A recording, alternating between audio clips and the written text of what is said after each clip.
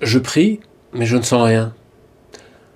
C'est sans doute une observation qui vous est venue à l'esprit un jour ou l'autre, et qui vous a dépité. Moi aussi, c'est vrai. C'est vrai.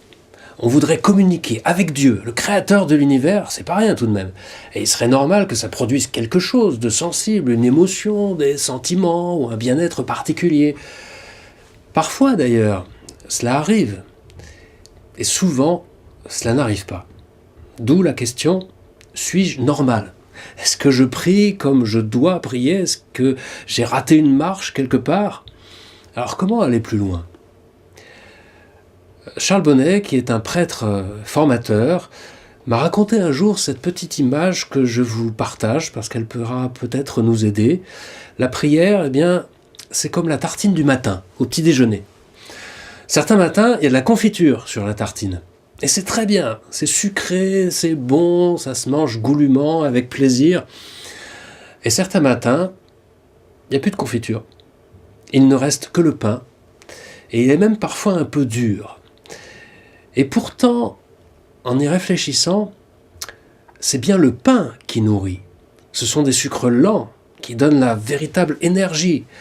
La confiture, c'est bien, c'est agréable, mais c'est du sucre rapide. Ça fait grossir, ça donne que très peu d'énergie.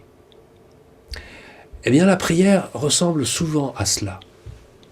Certains jours, notre prière a la chance d'être sucrée, elle provoque des émotions, des sensations bienfaisantes, un apaisement.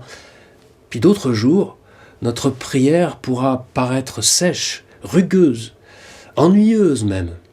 Il ne se passe rien, du pain sec, sans rien dessus. Et pourtant, c'est impossible de dire ce qui est le plus nourrissant. Le pain sec d'une prière sans émotion, il est peut-être plus fortifiant que ne le montrent les apparences. En fait, nous sommes devant une part invisible, obscure de ce qui se joue en nous. La communication avec Dieu, cela échappe à tous nos critères habituels de jugement. On pourrait même dire que c'est fait exprès. Dieu ne veut pas que nous soyons avec lui comme des comptables de ce qui est utile pour nous ou pas. Sinon, ce n'est pas sa présence que nous cherchons. C'est la confiture. C'est-à-dire que nous ne cherchons pas Dieu, nous cherchons les avantages que la fréquentation de Dieu peut nous procurer. Alors, est-ce que je prie pour Dieu, pour être avec lui, gratuitement, comme un ami, ou est-ce que je le prie pour ce qu'il pourra me donner ? Parce que Dieu veut que nous soyons avec lui des amis, présents gratuitement, sans attendre de confiture ou autre chose d'utile ou d'agréable. Il attend de nous une présence désintéressée, exactement de la même manière qu'il vient à nous, de façon gratuite, désintéressée, parce que nous ne pouvons pas lui donner grand-chose.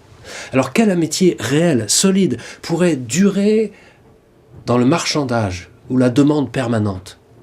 L'amitié n'apporte rien, ni en avantage en nature, ni en passe-droit. L'amitié, c'est seulement d'être l'un près de l'autre, l'un avec l'autre, et de goûter la force du lien, rien que pour ce qu'il est. Notre prière ne devrait viser qu'à être un moment avec Dieu, rien que parce qu'il est un être formidable et qu'il gagne à être connu. Ainsi, si je ne sens rien lorsque je prie, eh bien voilà, j'essaie de ne pas m'en offusquer, de m'affoler. Voilà, c'est comme ça, aujourd'hui. Demain, ce sera autrement.